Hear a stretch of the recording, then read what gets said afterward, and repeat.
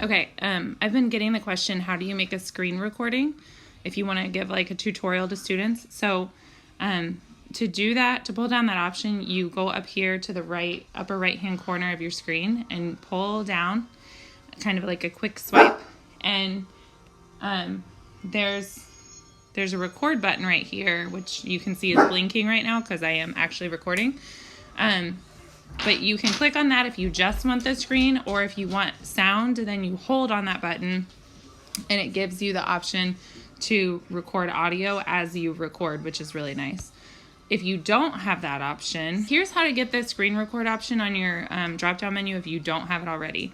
Go to your settings app, and then there along the left-hand side, there is a control center choice. So you're going to click on control center, and then it gives you these options. And I'm going to click on customize controls. I already have it turned on, but if I didn't, I'll turn it off real quickly. I'll move it. If I didn't have it on, it would appear down here in this list, and I would just press this green plus, and then it comes up in my options. So that means when I swipe down that control center, I get that option automatically.